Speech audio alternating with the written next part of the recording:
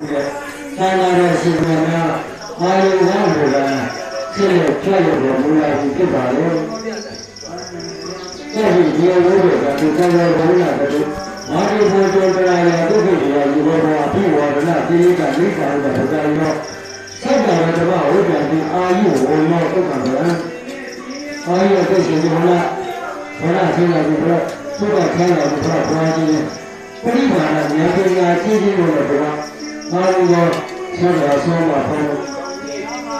ရားရရှိကြတော့ဒီလိုရတာဘုရားကိုစောင့်ဖို့အဲ့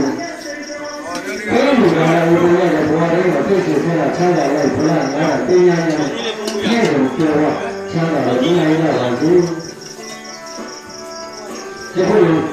အာဘာဒီအကျတော့သူ့ရဲ့ဒီလိုဆရာတော်ကနာရဲ့ဒီလိုရတယ်ကိုယ်စိတ်ကကျင်းနေမမဆန်းနေတာလေခန္ဓာဘုရားဝိပဿနာဘုရားမပြောင်းစိတ်ကြခေါ်ရအားထုတ်တယ်လူသာရဏဖြစ်နေတာဖြစ်ပါသေးတယ်ဘုရားတပည့်တော်သုဘဝိဒါနလည်းပြုတာပါလေဘုရား